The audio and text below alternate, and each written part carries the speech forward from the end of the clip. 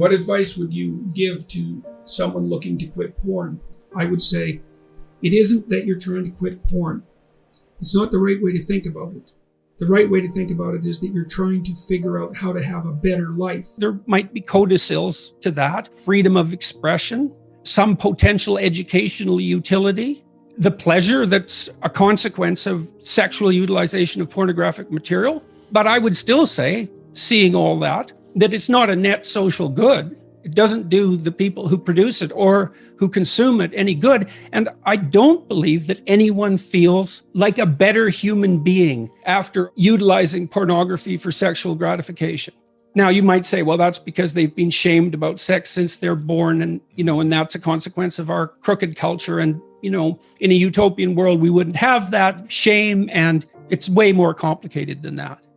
I read something in one of the YouTube comments in my video the other day. I was talking to Abigail Schreier about the apparent fact that today's teenagers are having much less sex. One person commented that there's the shame that men feel when sex is a spectator sport rather than a participatory act. And then you think, well, the mere fact that you're watching two other people, one of whom isn't you, having sex, instead of having sex, it implies something about your desirability. It's pretty hard to shake that, isn't it? Or your courage. Why is it that you're sitting there alone at night with your laptop on your lap? What the hell's wrong with you?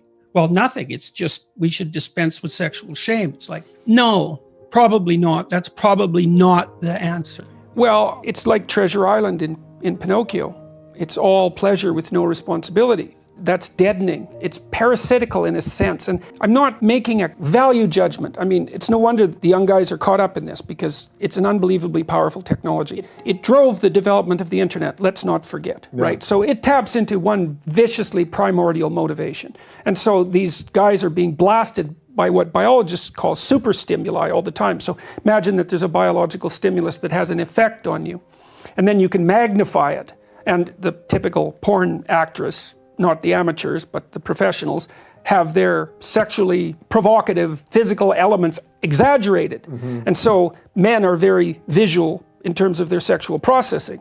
And so the guys are pulled into it, and they're pulled into it also by curiosity. But I think that ethically it's not good. It's not good. It's an easy out. That's the other thing. What you should be doing is going out and finding someone to have a relationship with. But let's say you can't find someone. Well, then you might say that's an indication you should change. It is, in fact, an indication that you should change. Because what better indication are you going to get than that no one wants to be intimate with you? It's the ultimate rejection, and that's partly why men are terrified of it, and I understand that. And I understand the MGTOW guys, who are recommending that men don't enter into long-term permanent relationships with women. I understand where they're coming from. Well, they're providing a lot of young guys who need a kick to go out there. Right, they're actually giving them the back door. They're giving them a rationale, and I've seen this have very detrimental effects on a number of people already, and partly in my clinical practice, because the young guys who aren't successful, they're looking for a reason why women are terrible, because otherwise they have to think, well, they're just not presentable, which is what they do have to think, because that's almost the definition of presentable. And then the MGTOW guys give them a rationale. We are in a gynocentric world and females have got control and they'll wipe you out if they have the opportunity. It's like some females will do that to some guys some of the time, and sometimes it's brutal. I've had clients who've been dragged through the court systems and just ruined. And I was unable to help them. I did everything I could to maneuver and negotiate and plan and strategize so carefully to get them to do everything right, and it didn't help.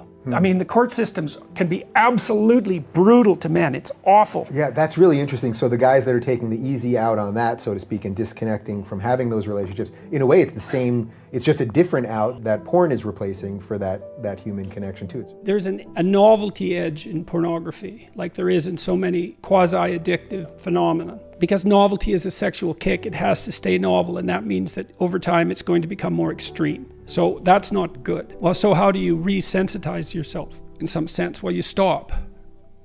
You stop. And then hopefully you recover. And then you deprive yourself of that outlet, let's say. And you might say, well, is that absolutely necessary? And maybe there's nothing wrong with pornography. It's like, well, I don't know, man. Have you ever really met a guy who is proud of that? You know what I mean? That makes him feel like, I'm the guy, man. I'm watching pornography and getting off. What a man. I don't believe anyone feels that. And to me, that's an indication that, yeah, we know. No, it's pretty cheap. It's cheap. It's easy. You know, I say that knowing that I believe the research evidence shows that if you introduce pornography into a community, that rates of sexual crime committed by men upon women actually decline. So there is perhaps some utility in the outlet. But, you know, that's a unidimensional analysis and doesn't take into account all the other effects of pornography. So, including the ones you described. And I think that those are real. It makes sense that they're real, you know, because it's super satiation. It's a non-trivial technological problem, you know. It's now possible for young men to look at more beautiful nude women in one day than any man has ever seen, you know, prior to 10 years ago, 20 years ago, than any man in history had ever seen. That's not nothing. That's something. And to think that doesn't do anything to you, it's like, no, that likely does something to you.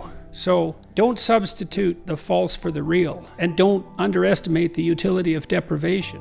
What advice would you give to someone looking to quit porn? Well, I gave some advice a little earlier about quitting alcohol, you know, and I would say it isn't that you're trying to quit porn. It's not the right way to think about it. The right way to think about it is that you're trying to figure out how to have a better life. And so you have to figure out, well, I would say do the future authoring program and keep your porn addiction in mind and think.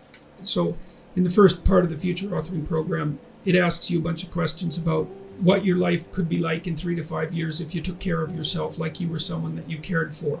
Then it asks you questions about your friends and your family and your career and your time outside of work and your health and, you know, the important dimensions of life. And it asks you to spend 20 minutes writing about how good your life could be in 3 to 5 years if you got your act together and did what was good for you. And then it asks you to write about the hell you could be in if you didn't. And so I would say you really need to do that, because porn isn't the issue.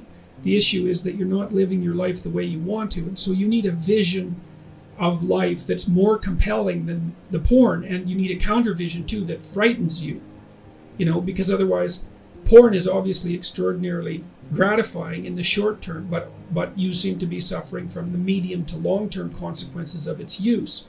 And so you need a story that you can tell yourself that's really deeply thought through about why this is not appropriate for you, how it's hurting you and how it's minimizing you and perhaps making you embarrassed and ashamed and more socially isolated and all of that.